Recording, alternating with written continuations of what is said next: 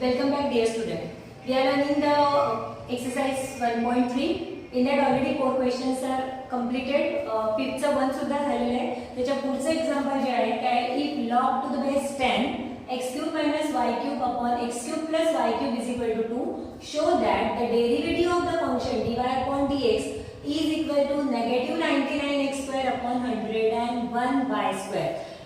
जे फंक्शन दिलंय त्याचा डेरिव्हेटिव्ह काढल्यानंतर लास्ट आन्सर आलं पाहिजे negative 99x square upon 100y square. याच्या आधीच्या सम मध्ये पण आपण सॉल्व्ह केलं होतं. त्याच्यामध्ये dy अपॉन dx चा आन्सर y अपॉन x दाखवायचं होतं किंवा negative y square upon x square दाखवायचं होतं. सेम वे सगळे क्वेश्चन्स त्याच पद्धतीने सॉल्व्ह करायचे. ठीक आहे. मग आता हे लॉगॅरिथमिक फॉर्म मध्ये दिलेले आहे. आपल्याला माहिती आहे की लॉगॅरिथमिक फॉर्म एक्सपोनेन्शियल मध्ये कसा कन्वर्ट करतात आणि एक्सपोनेन्शियल असेल तर त्याला लॉग मध्ये कसं कन्वर्ट करतात. आधी हे फंक्शन लिहून घेऊ. log 10 x cube minus y cube upon x cube plus y cube is equals to 2.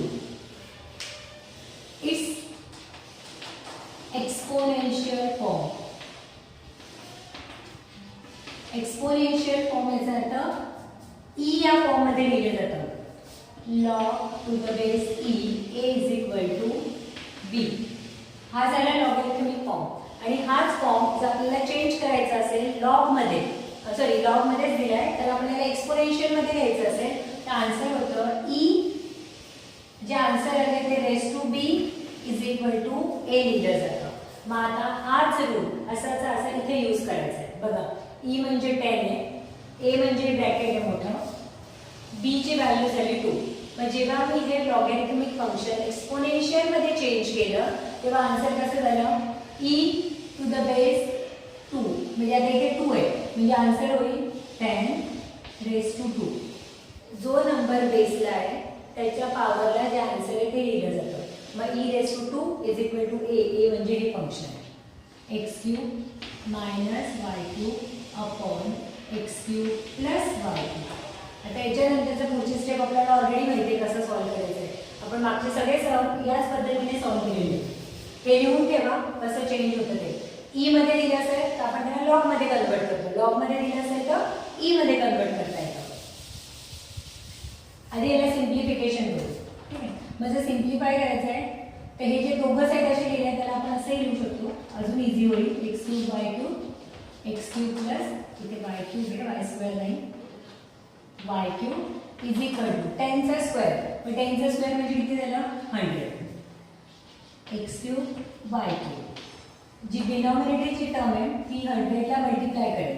मग 100 into x cube 100 x cube plus 100 into y cube 100 y cube. डिनॉमिनेटरची पूर्ण टर्म त्या साईडला शिफ्ट झाली.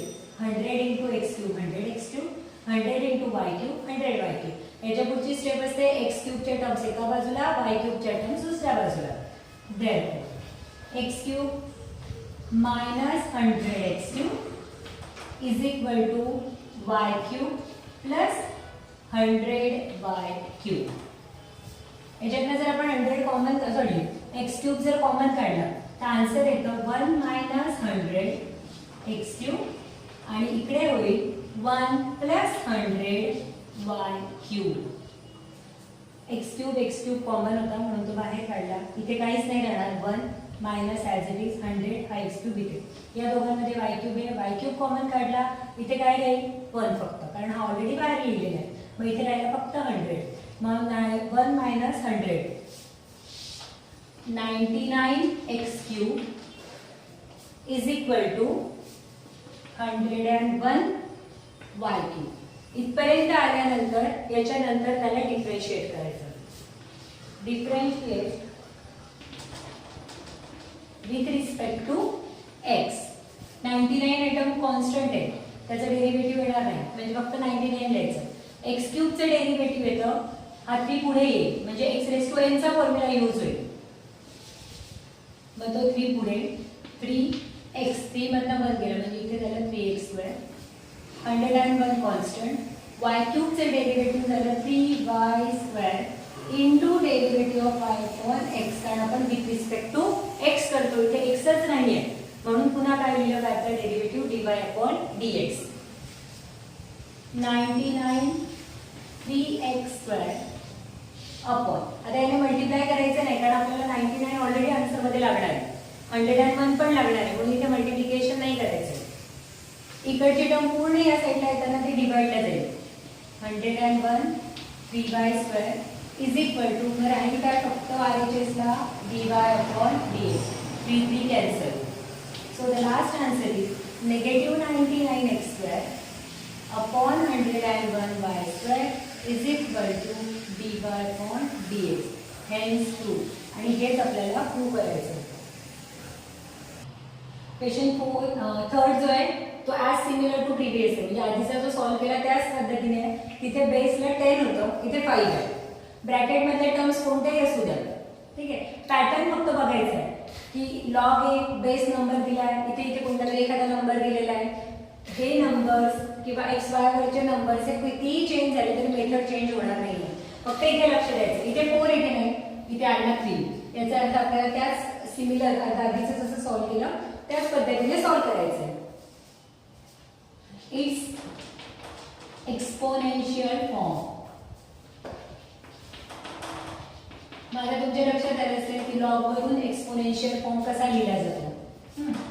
जो बेस असतो तो बेस लिहिला, पुढचं जे आन्सर असतं ते इंडेक्स किंवा पॉवरला लिहिलं जातं आणि इथला नंबर जो तो is equal to x⁴ plus y⁴ minus y⁴. Then माझा इकडचा टर्म फक्त मी ह्या साईडला लिहिते, x⁴ plus y⁴ upon x⁴ minus y⁴ is equal to square of 5. Square of 5 is 25. The next step is as same as denominator त्या साईडला shift करा, मल्टिप्लाय करा. x⁴ plus y⁴ 25 in bracket x⁴ minus y⁴. LHS ला काही solve करण्यासारखं नाहीये, numbers तसेच राहायचे. 25 into x² minus 25 into y². Next step same असेल, एका साईडला x एका साईडला y. x⁴ minus 25x², sorry x⁴ हा मायनस होईल, नेगेटिव्ह y⁴ मायनस 25x⁴. किंवा मायनस साईन नको असेल तर आपल्याला हे दोघं टर्म्स x ला तिकडे शिफ्ट करा, 25 ला इकडे घ्या. तसं केलं तरी आन्सर सेम येईल, म्हणजे नेगेटिव्ह साईन येणार नाही. परत नेगेटिव्ह कॉमन करा किंवा डिलीट करा, त्याच्यापेक्षा आपण असं करूया, y ची टर्म इकडे घेऊ, म्हणजे 25y² प्लस y⁴ आहे 25x⁴ मायनस x⁴. माझ्या इथे y⁴ कॉमन आहे, म्हणजे हे काय मध्ये 25 प्लस 1 y⁴. इथे x⁴ कॉमन काढलं तर 25 मायनस 1 x⁴. 25 प्लस 1 ते झालं 26 y⁴ is equal to 25 minus 1 म्हणजे ते झालं 24 x⁴. इफ विल ऑब्झर्व आपल्याला जो नंबर काढायचा आहे ते 12 आणि 13 आहे, ठीक आहे. पण हे दोघं नंबर 2 ने डिवाइड होतात. जेव्हा इक्वॅलिटी असते इक्वेशनची तेव्हा तुम्ही त्याला कोणत्याही नंबरने मल्टिप्लाय करू शकता, डिवाइड करू शकता, ठीक आहे. मग जर आपण यांना दोघांना डिवाइड बाय 2 केलं तर आन्सर होईल 13y⁴ is equal to 12x⁴. Reason घ्या, डिवायडिंग बाय 2. आपल्याला जितकं सिंपल करता येतं तितकं सिंपल करून मग सॉल्व्ह करायचं आहे. Differentiate with respect to x. तुम्ही 26 ठेवले तरी चालेल, ॲट लास्ट तुमचा आन्सर तेच येणार असेल. Therefore 13 कॉमन, y⁴ चा डेरिव्हेटिव्ह येईल 4y⁴, derivative of y upon x.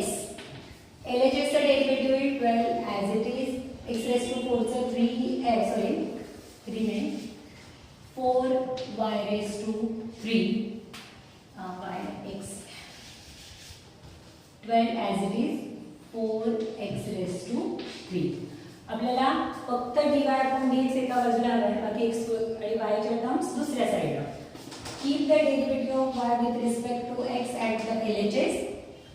In RHS already 12x cube है, 4 पण आहे तिथे, 4x क्यूब. 4y क्यूब ची टर्म जी येते 13 4y क्यूब तिथे मल्टिप्लिकेशनला आहे, आपण शिफ्ट करू तेव्हा ती डिव्हिजन राहील, डिवाइडला 13 4y क्यूब. 4 आणि 4 कॅन्सल. जर तुम्ही इथे 12 आणि 13 केलं नसतं तर इथे 24 आले असते, इथे 26 आले असते आणि मग दोघांना पुन्हा 2 ने डिवाइड केलं असतं तर आन्सर सेम आलं असतं. Derivative of y with respect to x is equal to 12x cube upon, एक मिनिट हा, पण आपल्याला नेगेटिव्ह साइन राहिली आहे कुठेतरी करायची. 26 25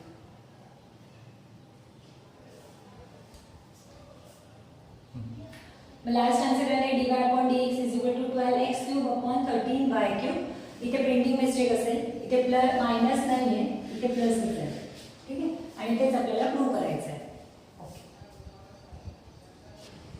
सेम पॅटर्न मधला fourth question e raised to x plus e raised to y is equal to e raised to x plus y. दोघं साइडला आपल्याला डायरेक्ट डेरिव्हेटिव्ह घेता येतो. इथे यांना फॉर्म चेंज करण्याची पण गरज नाही.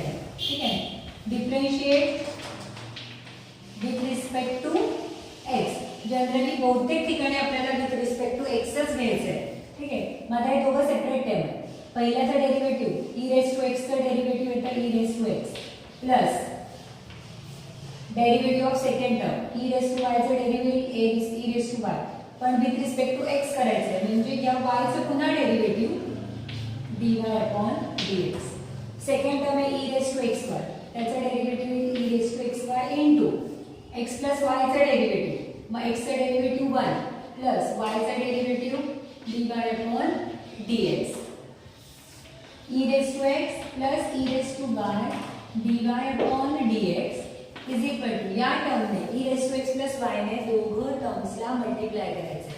मग e raised to x plus y into 1 म्हणजे e raised to y plus e raised to x plus y into derivative of y upon x. याच्यानंतरची स्टेप नेहमीसारखी तीच आहे, dy upon dx जिथे त्यांना कॉमन काढायचं आहे. मग आता e raised to x इथेच ठेवूया, हा e raised to x plus y एका साईडला म्हणजे तो मायनस होईल, इज इक्वल टू, हा ही टर्म त्या साईडला गेली पण ऑलरेडी तिथे काय e raised to xy dy upon dx. Second term त्याच्यात आपण मायनस करणार आहे, मग हा e raised to y तिकडे जाताना मायनस झाला. तुम्ही इथे e raised to xy a raised to m plus n याचा अर्थ होतो a raised to m into a raised to n असे सॉल्व करता येईल. त्याच्यापेक्षा सगळ्यात इझी मेथड अशी आहे की गिवन मध्ये काय दिले बघा, e raised to xy is equal to काय e raised to x plus e raised to y, म्हणजे आन्सर लगेच येईल. म्हणून इथे मी अंडरलाइन केलंय की e raised to xy आपण आधी ते कॉमन करू मग ते काढू लागतात. एक स्टेप अजून घेऊ, e raised to x plus y is equal to, इथनं कॉमन काढलं तर राहिला e raised to x plus y minus e raised to y bracket complete, दोघांना multiply by dy upon dx, म्हणजे ऑलरेडी आपण कॉमन काढलं आहे. ठीक आहे, आता e raised to xy जिथे आहे त्याच्या जागी आपल्याला लिहायचे e raised to x plus e raised to y, e raised to x minus e raised to x plus e raised to y. पुन्हा इथे येईल e raised to x plus e raised to y minus e raised to y dy upon dx.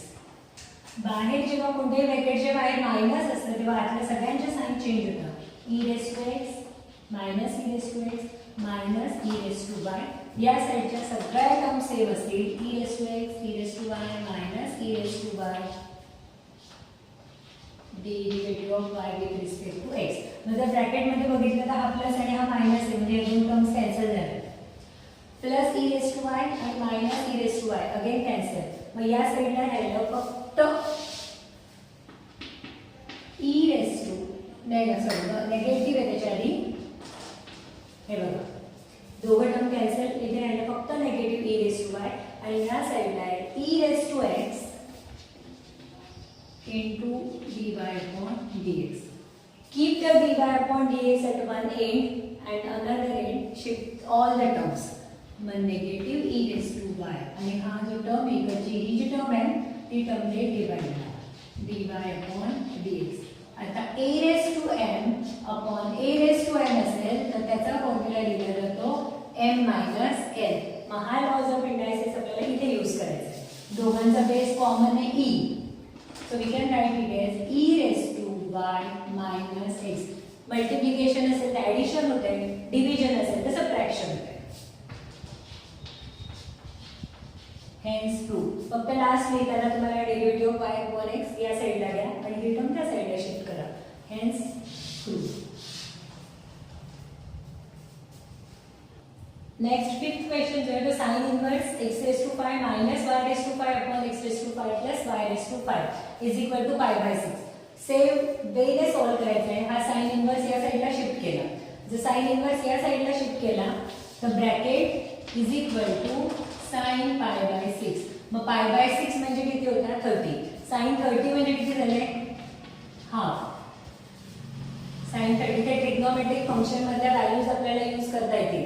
Sign pi by 6 म्हणजे sign 30 आहे, sign 30 होतो half. मग पुन्हा हा bracket येईल x raised to 5 minus y raised to 5 upon x raised to 5 plus y raised to 5. पुढची term असेल की याच्यामध्ये जो डिनॉमिनेटर आहे तो तिकडे शिफ्ट होईल. म्हणजे 2 ने याला मल्टिप्लाय 1 ने त्याला मल्टिप्लाय करून दोन साइड मिळतील. पुन्हा डिवाइड dx काढायचं. डिवाइड अपॉन dx च्या टर्म्स एका बाजूला घ्यायच्या आणि सॉल्व करायचं. लास्ट आन्सर तुम्हाला मिळेल x raised to 4 upon 3y raised to 4. ते सॉल्व करून बघायचं आहे. आता बघूया नेक्स्ट क्वेश्चन.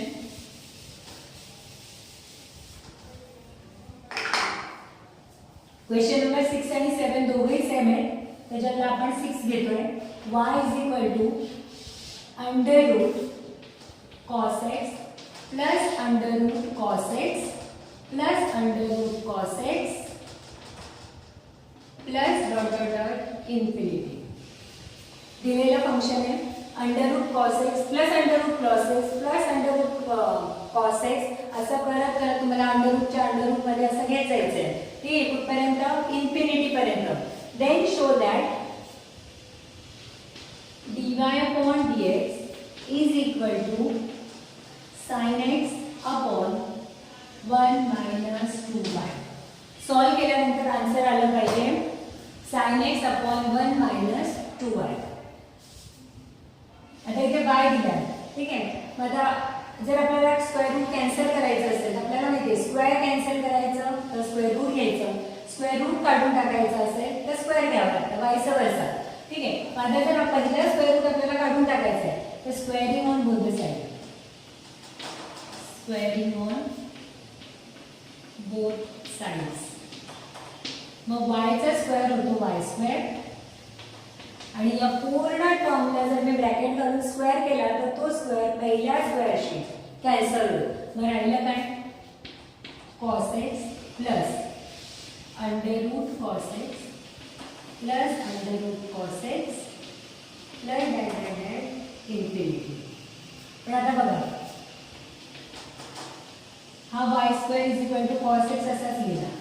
ही पूर्ण टर्म म्हणजे काय क्वेश्चन मध्येच दिलेले आहे की या टर्मला म्हणतात y. मग या पूर्ण टर्मच्या जागी आपण लिहिणार आहे y cos x plus y. अतिशय इझी आहे, काहीच नाही त्याच्यामध्ये की फक्त ह्या टर्मच्या जागी आपल्याला y लिहायचा आहे. पूर्ण स्क्वेअर रूट कॅन्सल झाले सम मधून. सिंपल क्वेश्चन झाला y square is equal to cos x plus y. इथपर्यंत आल्यानंतर आता मला करायचं त्याचं derivative. Differentiate with respect to x. पुन्हा सांगते स्क्वेअर रूट होता म्हणून स्क्वेअर केलं दोघं साईडला. y चा स्क्वेअर y स्क्वेअर झाला. जेव्हा आपण इथे पूर्ण टर्मचा स्क्वेअर घेतो हा स्क्वेअर आणि पहिला स्क्वेअर रूट कॅन्सल होतो. ठीक आहे. मग ते दोघं कॅन्सल झाले. मग राहिलं काय फक्त cos x प्लस आतले स्क्वेअर कसेच आहे. मग आता एक एक काढत जाणार आहे का आपण इथे तर स्क्वेअर स्क्वेअर स्क्वेअर वाढत जाते आणि ते इन्फिनिटी पर्यंत आहे. ठीक आहे. मग तसं न करता या पूर्ण टर्मच्या जागी काय व्हॅल्यू पुट करून करायची y. ठीक आहे. Differentiate with respect to x. y स्क्वेअरचा डेरिव्हेटिव्ह येतं 2y. जिथेही y आहे तिथे पुन्हा तुम्हाला घ्यायचं असतं dy upon dx is equal to. आता cos x चा डेरिव्हेटिव्ह येतं negative sin x plus y चा derivative of y upon x इथपर्यंत आल्यानंतरची सेम प्रोसेस असते. डिवाइड अपॉन dx च्या टर्म्स एका बाजूला द्यायच्या. 2y डिवाइड अपॉन dx, इकडे ही टर्म शिफ्ट केली तर ती होईल negative divide upon dx is equal to negative sine x. हा नेगेटिव्ह आहे, हा पॉझिटिव्ह आहे, कॅन्सल होईल असं नाही. ही पूर्ण टर्म आहे, तिला मल्टिप्लाय बाय 2y आणि ते फक्त डिवाइड अपॉन dx आहे, मग इथून फक्त कॉमन काढायचं आहे.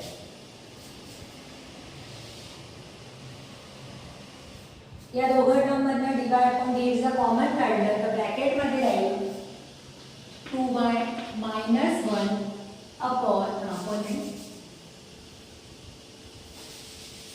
डिवाइड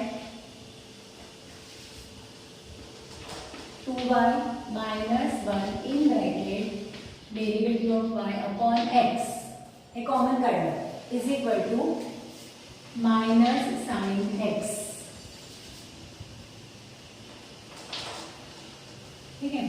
जर आपण कंपेअर केलं तर त्याच्यात आपल्याला दिसतंय की डिवाइड अपॉन dx एका साईडला, derivative of y upon derivative of x is equal to negative sine x upon 2y minus 1.